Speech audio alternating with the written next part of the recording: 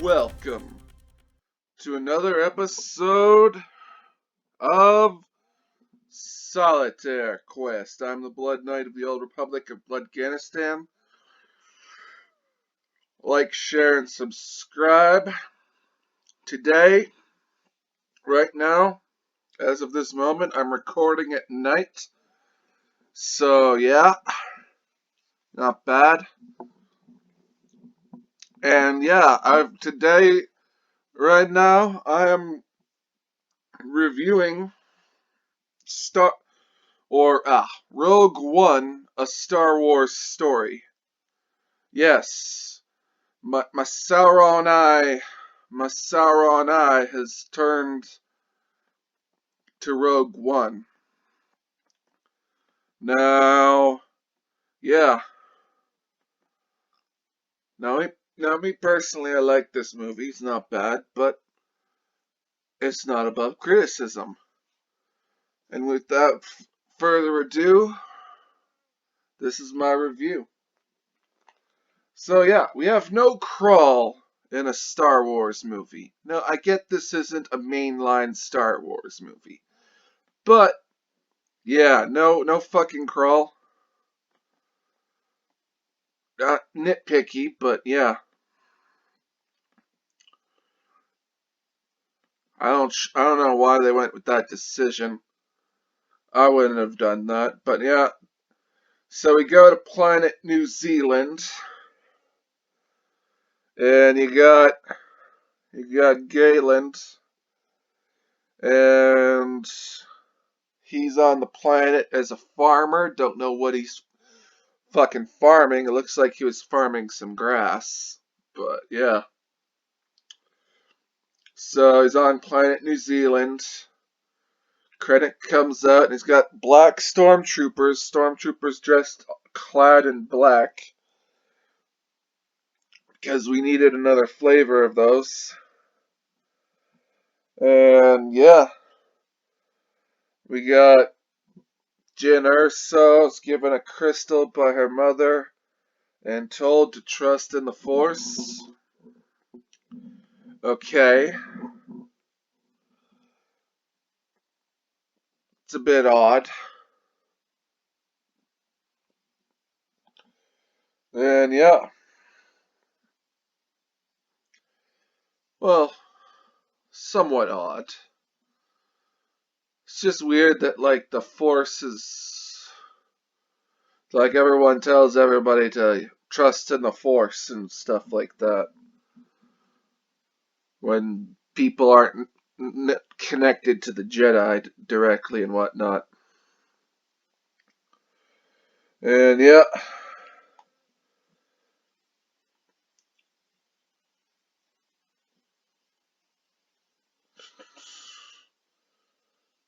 And yeah. We got Galen's wife dies, gets killed, gets shot and killed. So yeah. Don't know why you want to. I don't know why you want to hire Galen back on to work on the project, the Death Star. And yeah, the bunker that young Jyn Erso is hiding in. Yeah, why is it not closer to the why is it not closer to the house or something? Or how come there's like no hidden entrance or something connecting the house and the bunker? And yeah, we got Jyn Erso, she's in prison. So all of this is for naught. And on an asteroid, we got an asteroid mining meanwhile, on the asteroid mining post, we got Cassian. And yeah, he finds out about the Death Star, that the Empire's making a planet killer. And yeah, he shoots his source. I don't get why they're not meeting in a more secure location.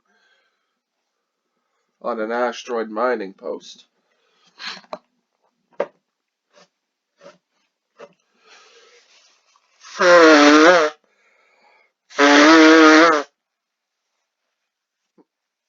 Maybe like meet in a bar or something like that.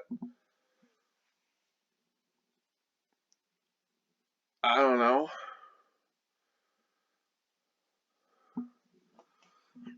I don't know why I don't know why they're in out in a random random fucking like I don't know why they're talking out in the open. I definitely want to talk some place where there's a door, but yeah. So yeah. And yeah, we got names on planets so as to keep track of things. We got names and labels on planets to keep track of things. Now, normally what you would do is you just have, if you're going to another planet, you'd have some sort of exposition or dialogue saying, well, we're going to another planet. But yeah.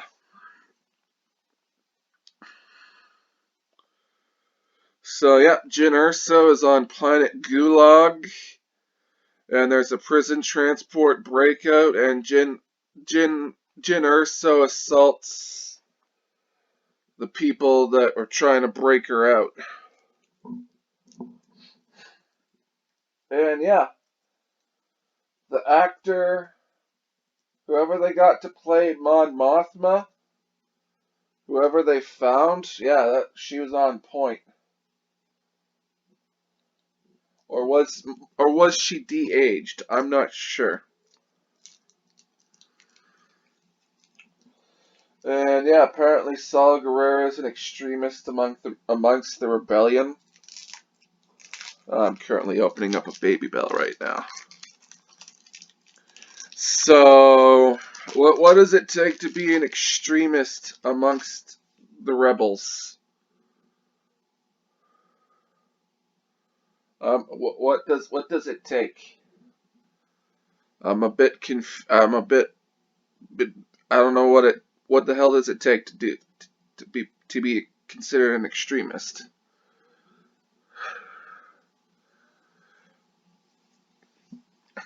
And yeah, apparently Mon Mothma wants to bring Galen to the Senate. Oh my God, that is just deluded.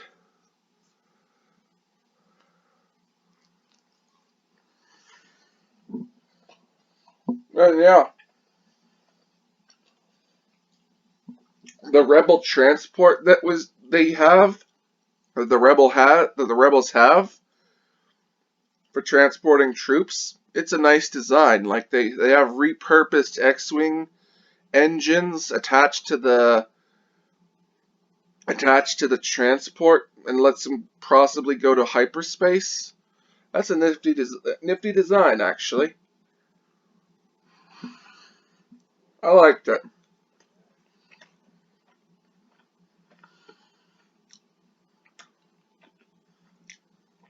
And Galen is ordered to be killed by the rebel commander, and we get to see shots of the Death Star being assembled, like the main laser dish being built, or being just brought into the Death Star. That was awesome. And yeah, we got the CGI Tarkin. Now, in my opinion, the CGI Tarkin, it's obvious it's CGI. Me personally, just recast Tarkin. Find a guy who looks like Peter Cushing. Get him to look like Peter Cushing. You know, get a guy that looks like Peter Cushing, has the voice, and then bring him in and do the role. Whole CGI, whole CGI of characters. the whole CGIing dead characters into a movie, not too, that idea is not too hot with me. Just do a recast. That's my that's my thing. And we got Jyn Erso. She's dreaming. Got a flashback to, I guess, Coruscant.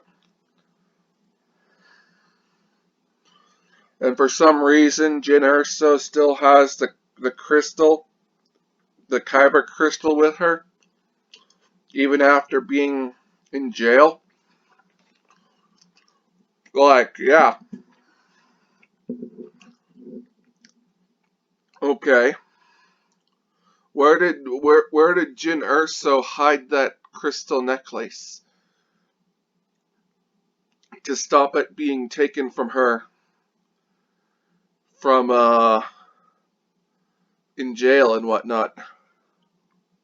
Where'd she hide that necklace?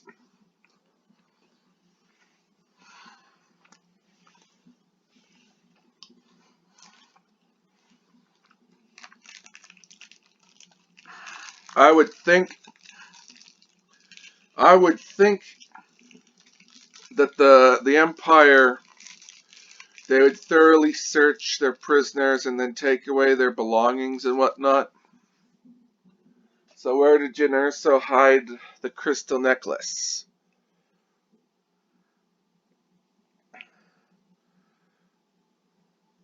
And if they were sending Jyn Erso into the prison, why was the cavity search not done to find the crystal necklace?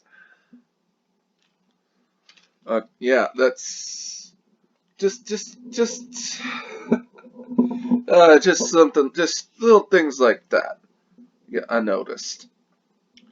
And yeah, we got a truth-telling tentacle monster.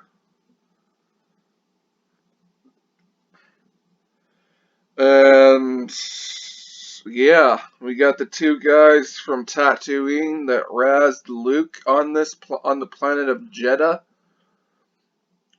So I guess they escaped.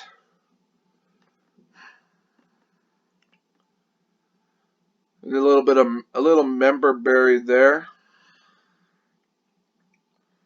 And we got Blind Monk, a guardian of the Wills. Like what are the guardians of the Wills? I don't know. And yeah, we got Imperial transport tank attacked and robbed for the Kyber crystals. Okay, Kyber crystals are their primary uses are to be used in lightsabers. Last I checked. What other uses are there for Kyber crystals, and why? Why are the why is the why are they robbing the transport tank for Kyber crystals? That seems odd to me. And yeah, we got this line from K2SO. Did you know that was me? When a droid that just looks like him got shot by Jyn. That was fine. And yeah, as they're about to get captured, the blind monk shows up and attacks the stormtroopers. I thought that was cool.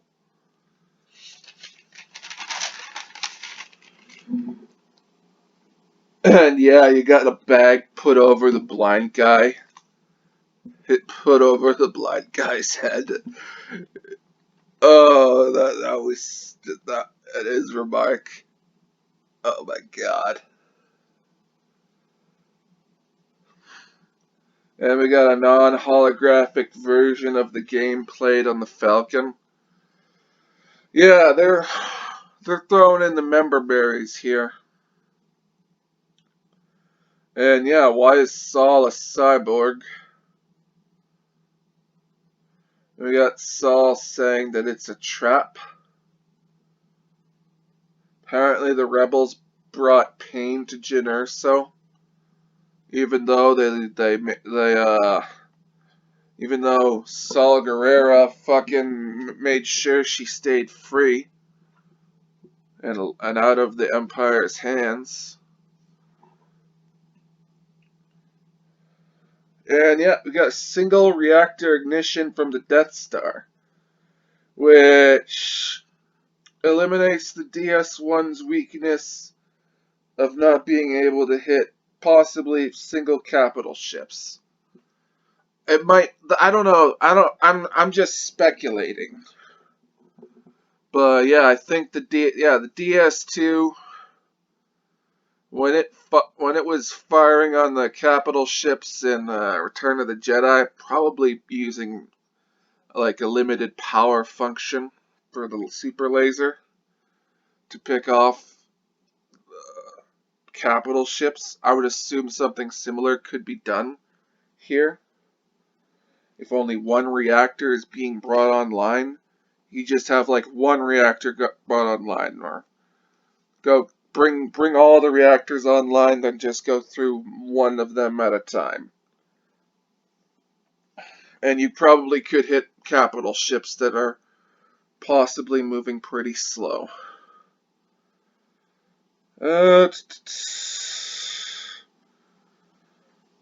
So yeah, Galen is the guy who placed the weakness in the Death Star, and it's not an oversight. Now, it's my opinion that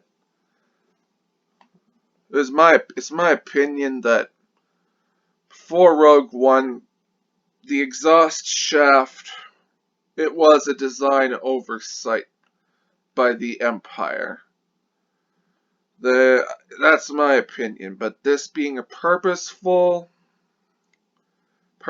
design flaw placed inside the Death Star, I don't know.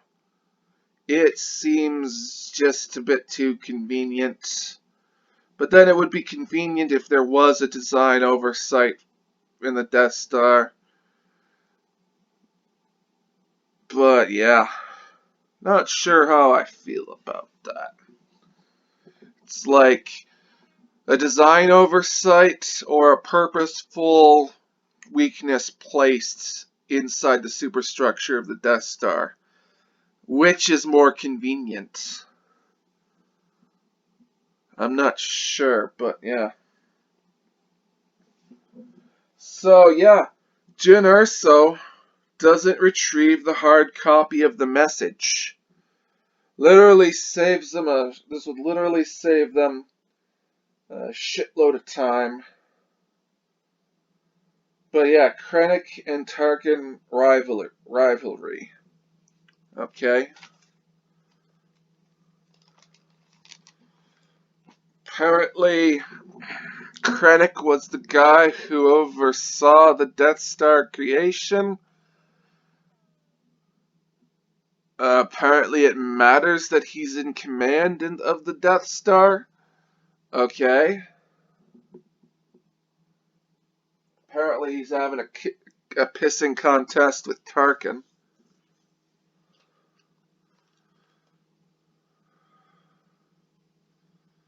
And yeah, why is Cassian going to Edu when they know... Oh yeah. Hold on a moment.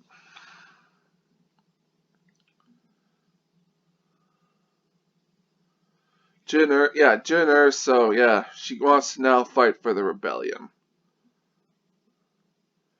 So, yeah. So, they know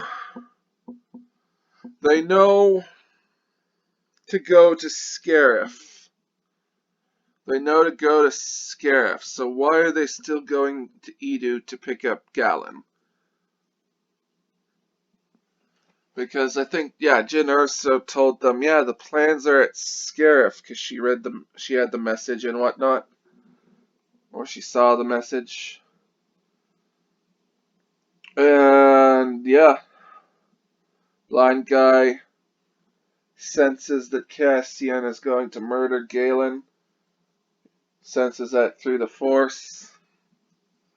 Bit convenient. I mean, yeah, he is going to, they're going there to, Cassian is gonna go there to possibly be killing some people. So, why? Well, it doesn't say specifically if he wants to murder. The monk doesn't specifically say if he wants to murder someone specific, though, but he brings it up anyway. And yeah, I question whether or not they're ripping off the facility from Jedi Knights 2. And yeah, right, the movie, at this point in the movie, is fucking dark for the screen I was using.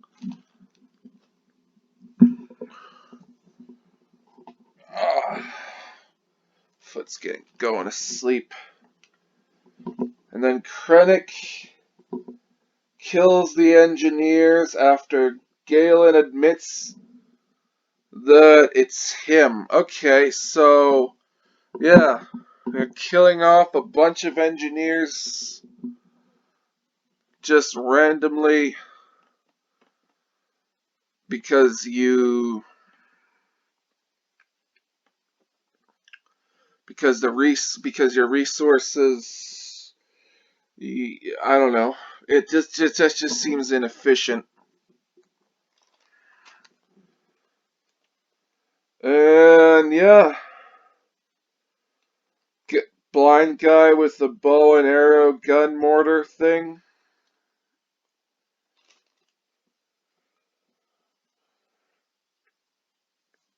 And yeah, Jin confronts Cassian and Jin confronts Cassian in the shuttlecraft, accuses him of wanting to murder Galen. Yeah. Galen's part of the rebellion. He wants to probably, like, it's like he's going there to, he's gonna go to an Imperial facility. He's gonna see some stormtroopers. He's gonna want to kill them. So I don't know why she immediately goes to her father. And yeah, Cassian was in the rebellion since he was 6. Okay, cool. And Krennic goes to Vader's castle for some reason. I have no idea why, but we got Vader's butler, and he's dressed in a robe, and it's like, oh man, damn, what would that be like being Vader's butler? I mean, you're basically maintaining Vader's castle. You're doing butler stuff.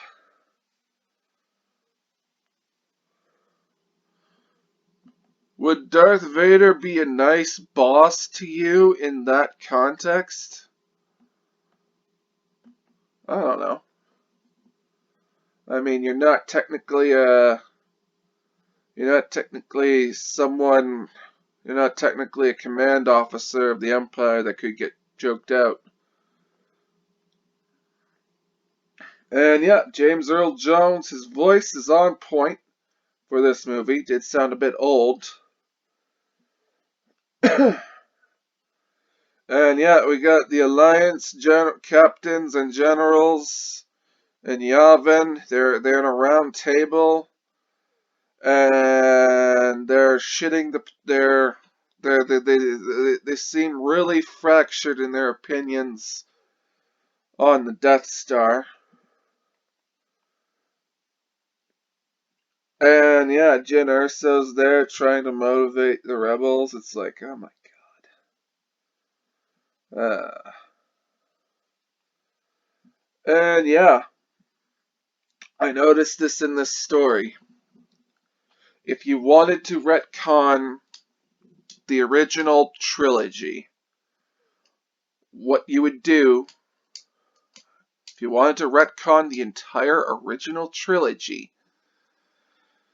the way you would do it, or yeah, a possible way you could do it, is by stopping Jyn Erso and the cargo shuttle from leaving Yavin. I noticed that while I was watching this movie. Now, I got a theory. I got a theory. I got a theory.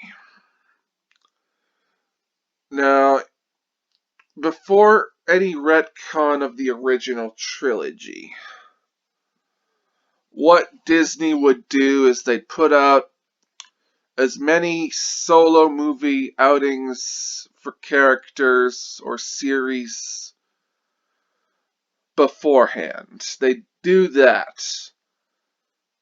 And then they'd have a movie where someone goes back into, or an Avengers style movie where someone goes back in time, tampers with the events in Rogue One, stops the shuttle from leaving Yavin 4 or intercepts it beforehand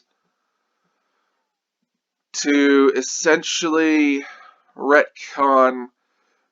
Yeah, it would you would retcon the original trilogy, and then you'd have a whole bunch of characters assemble Avengers style to take on the Empire and the Death Star. But what you would do to retcon the original trilogy is you would tamper with Rogue One.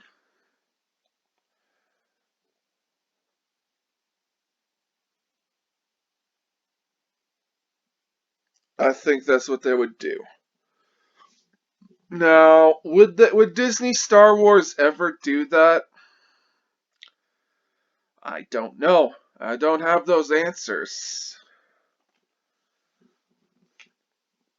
I don't have those answers. I don't think they could come up with something like this. I don't think they would really be really stupid to do that. But then what they would do though is they'd have, oh, you'd have like Star Wars A and Star Wars B. So, oh, you're not a fan of Star Wars A? Well, you got Star Wars B timeline or the C timeline. But they're not going to ever acknowledge the original expanded universe. But what they do is they create a whole bunch of spin-off timelines that they can then milk for whatever it's worth. But yeah, to retcon the entire original trilogy, yeah, you stop this shuttle from leaving Yavin. I noticed this. So yeah, we have the cargo shuttle. It gets cleared by, or they just leave. Don't know why they had to put out a call sign. But yeah, I noticed that Krennic's shuttle, it looks a bit too advanced. And yeah, why did he come to Scarif? I mean, yeah, couldn't he just like contact Scarif and then just ask for, yeah, I want to know what files, I want to know which files Galen accessed and all this crap.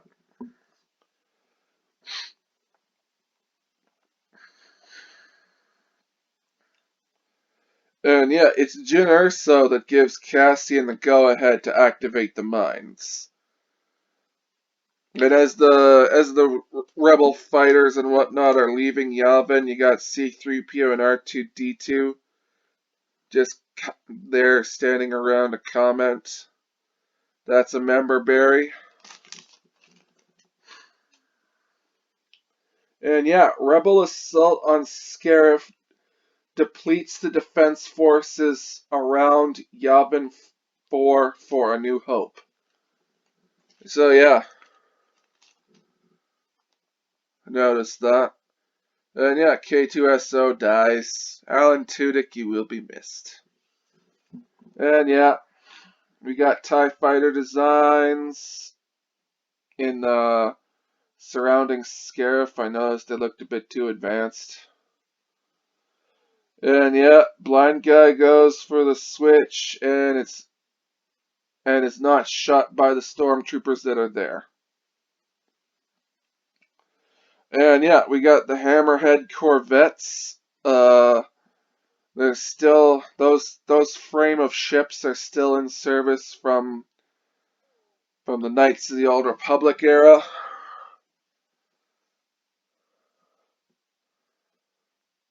Those frame of ships are still in service. And yeah, we got a Star Destroyer crashes into another Star Destroyer after being rammed by the Hammerhead Corvette. It's pretty decent. It's pretty cool. I'll give credit where credit's due. And yeah, Jin and Cassian don't go for another ship and just let the fireball take them. Okay. Okay, yeah. So, if I was Cassian or if I was Jin, I would be like, okay, we gotta find a shuttle. We gotta find a shuttle. Get out of here.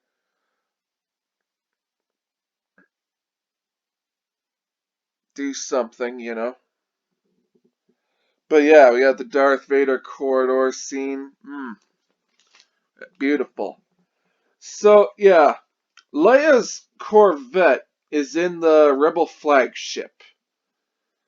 And so with the Death Star plans, she flies out and goes to Tatooine to pick up Obi-Wan rather than taking the data back to Yavin or another Rebel safe area or house or something, so that the data can then be moved off to Yavin. Okay. So, yeah. Let's go into the let's ask yourself this question. You have the hottest, you've just been given the hottest of hot potatoes in all of human history. You've just been given the hottest of hot potatoes in human history.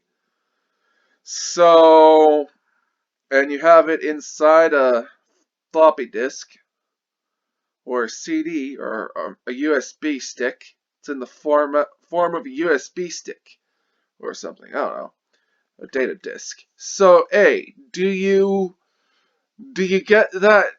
Do you do whatever you can to pass on that data to another rebel ship? Or try to evade the people trying to chase you down? Come up with some crazy hyperspace flight paths? Do you do that and try and get the data back to Yavin 4? Or do you go straight to Tatooine? Do you go straight to Tatooine to pick up Obi-Wan Kenobi and risk capture and risk having the plans fall back into the Empire's hands? Essentially, this is how the movie ends.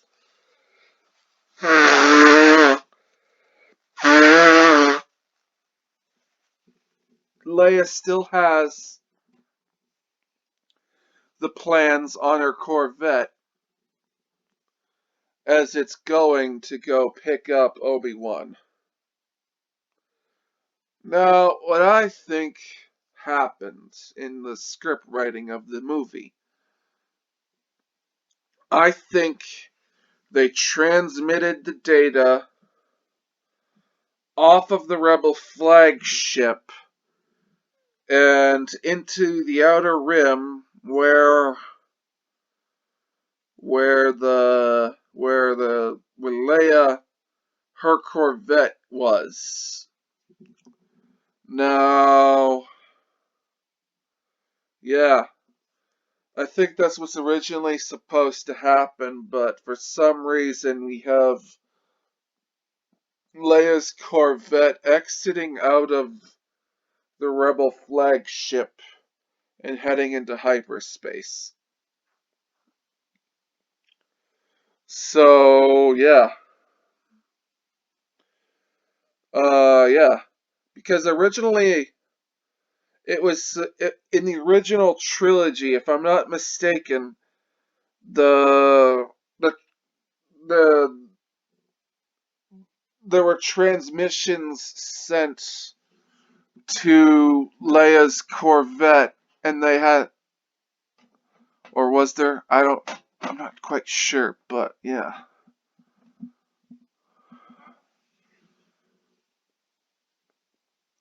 I'm not quite sure. In the original trilogy, were there transmissions sent to, yeah, were there communications or transmissions sent to Leia's Corvette?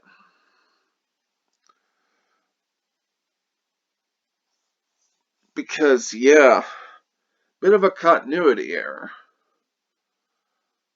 If the rebel, if because I think Darth Vader says that the ship intercepted transmissions and whatnot. But yeah, so yeah, this movie, like they've established the canon as to how the Death Star plans were retrieved. Now, what they could do from here, yeah, if they wanted to, they could, with a little bit of time travel, they could retcon the original, the entire original trilogy. And if they have a whole bunch of solo outing movies for different characters, they could assemble them all together, Avengers style, and you'd have Star Wars have the full MCU treatment. Now, will they ever do that? Well, I don't know. Depends how hard Disney hates money. That depends. And how on the ball they are. I think the original intention was, yeah, have a whole bunch of solo character outing movies, have a whole bunch of them, and then after the sequel trilogy was done, what they would do is they'd have a time travel event that changes the events of Rogue One. Then the characters have to come together, Avengers style, to defeat the Empire.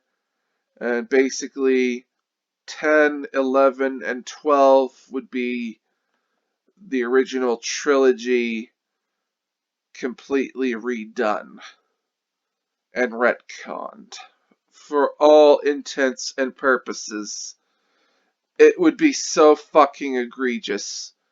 I wouldn't be surprised if Obi-Wan would be in physical form throughout the entire set of movies.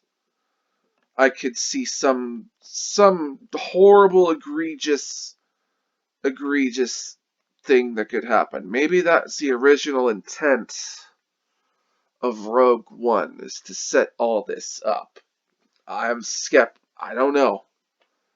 I don't have all the information and I don't have all the data. But yeah, I mean, this movie, the bit at the end, with Leia's Corvette exiting the Rebel flagship, that was the logic there, very fucking thin. This movie altogether was entertaining. It is entertaining, was entertaining. Even under my critical eyes. I did enjoy this movie, but yeah, they added name titles to planets so they could skimp out on fucking dialogue. They could skimp out on dialogue.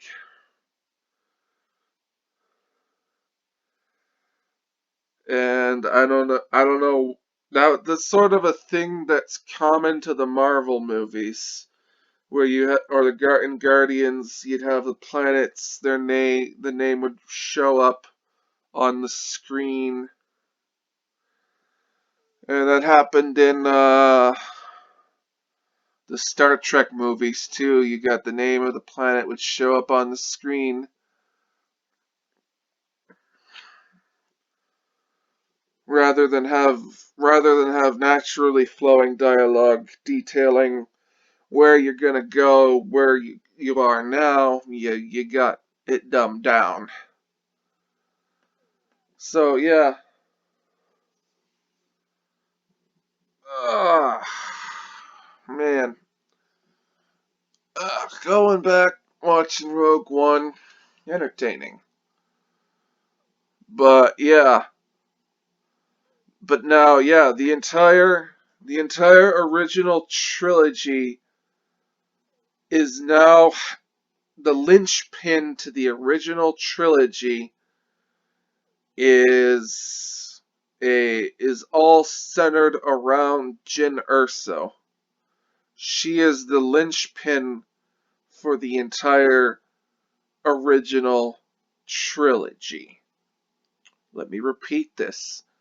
Jyn Erso is now the linchpin for the entire trilogy. You stop her shuttle, the shuttle, the stolen Imperial shuttle from leaving Yavin 4. The entire trilogy is completely retconned.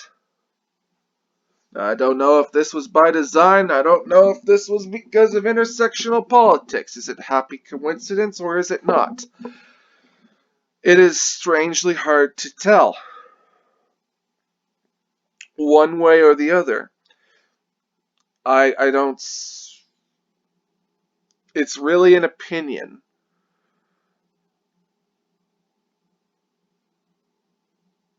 Whether or not it's by design or happy accident. But yeah.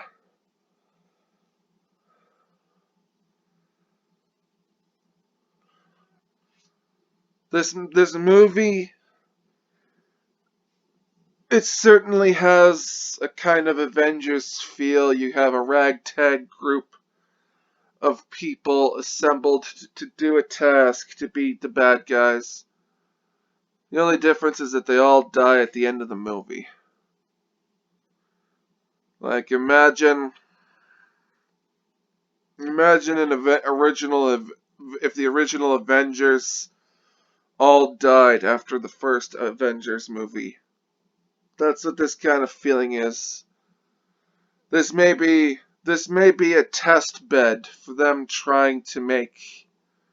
This is like the proto. This Rogue One. It's the prototype to see if they can make things into the MCU, Star Wars into the MCU. These are my thoughts on this movie. It's the test bed.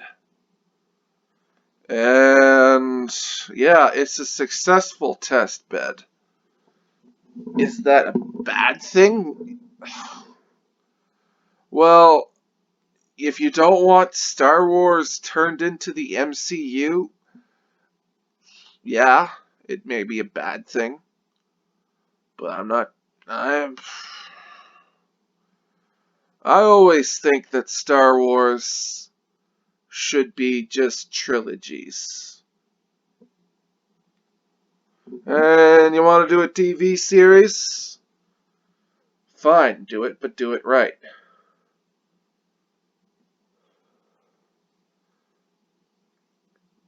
You want to do an animated cartoon series? Do it right. Those are my thoughts. But don't play it safe. No, don't play it safe.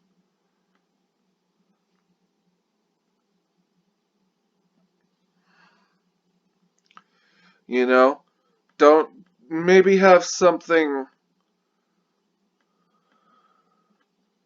Maybe have like an animated Star Wars series.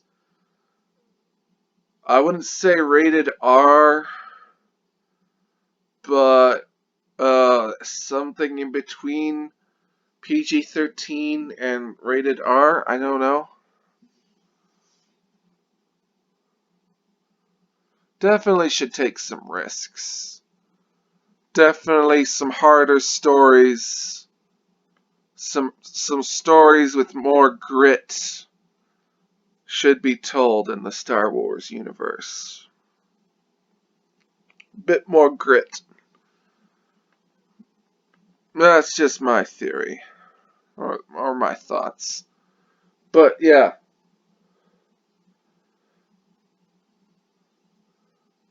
So yeah.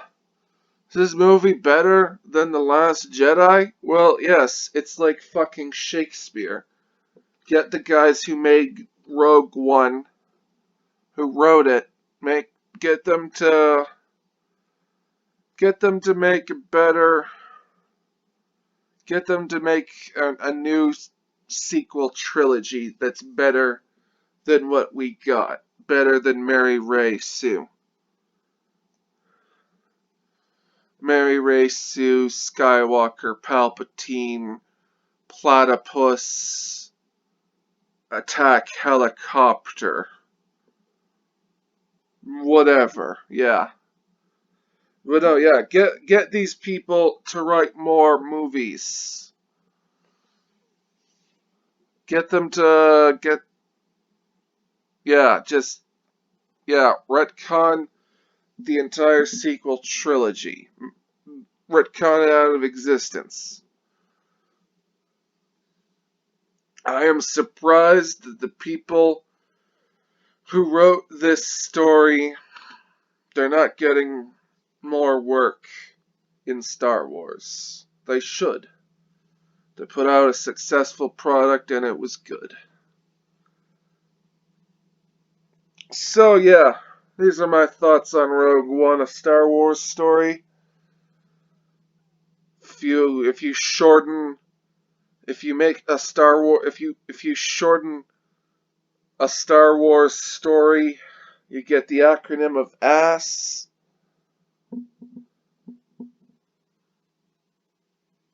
So I noticed that. So yeah, you got Mandalorian ass, Solo ass, Rogue One ass. So yeah, I noticed that. Yeah, don't put ass at the end of your story. If you have an act if you at all if you at all if you have at the end of the title of your story something that can be shortened to the words ass, don't do that. Don't do that. Because I will notice. And I will notice hard. and I will giggle, and can be completely immature about it. But other than that, yeah. This movie is actually good. Good to see some good Star Wars. Nice and nifty designs. It had the aesthetics were on point. See, I can give Star Wars movies a good review. I just need good Star Wars movies to review. But yeah. So yeah, I'm the Blood Knight of the Old Republic of Bloodganistan.